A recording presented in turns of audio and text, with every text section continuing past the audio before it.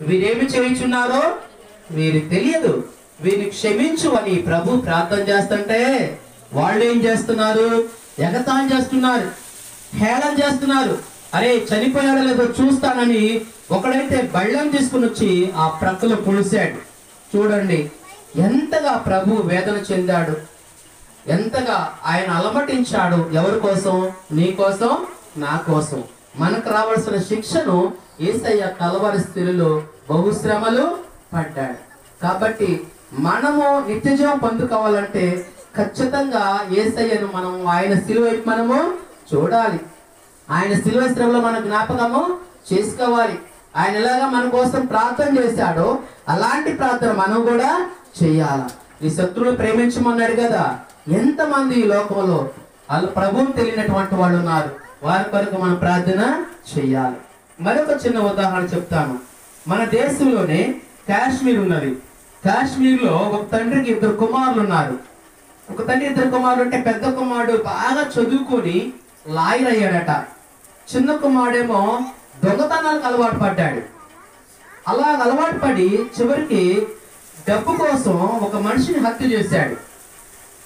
హత్య చేస్తే మరి శిక్ష ఏంటి? మరణ శిక్ష.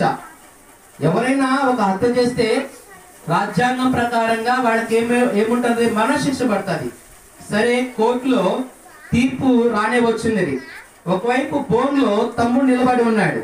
ఆ తమ్ముడికి మరి సాక్ష్యాలు వాదోపవాదాలు చేయవలసింది లాయర్, అంటే వాళ్ళ అన్నగారు వచ్చారు. అయితే జడ్జి స్థానంలో వాళ్ళ నాన్నగారు కూర్చున్నాడు.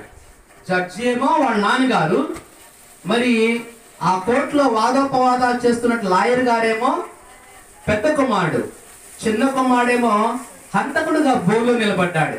ఇలాగ ప్రజలందరూ కూడా కోర్టు హాల్లో వచ్చారు. వాదోపవాదం జరుగుతున్నాయి. ఈయన హత్య చేశాడు కాబట్టి, మర్డర్ చేశాడు కాబట్టి దానికి ఫలితంగా ఈయనకి మరణశిక్ష వేయాలి అని జడ్జిమెంట్. తండ్రి చదువుతా ఉన్నాడు.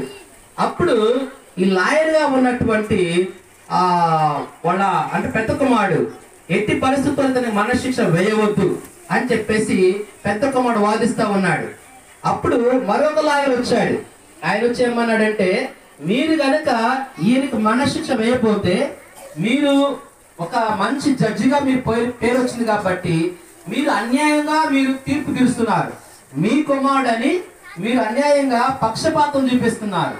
కాబట్టి ఖచ్చితంగా మీరు న్యాయమైన జడ్జి కాదు అని మరొక లాయర్ గారు వ్యతిరేకంగా వాదించాడు.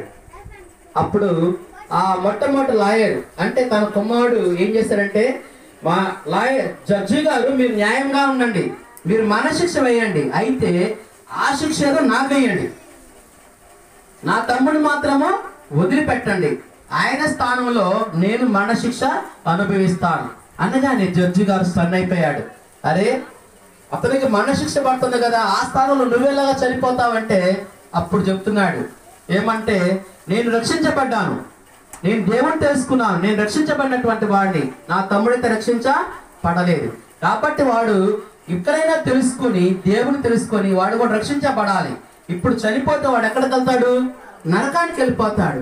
కాబట్టి వాడు ఎట్టి పరిస్థితుల్లో మరణశిక్ష వేయవద్దు, మీరు మరణశిక్ష వేయాలన్నారు కాబట్టి ఆ స్థానంలో నాకు ఉరిశిక్ష వేయండి అని చెప్పేసి ఆయన అనగానే జడ్జి గారు సరేనని ఒప్పుకున్నాడు.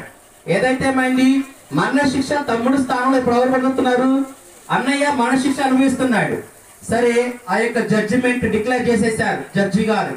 అలాగే ఆయనకి మరణశిక్ష వేయడానికి ఎన్ని సిద్ధపాటు చేశారు.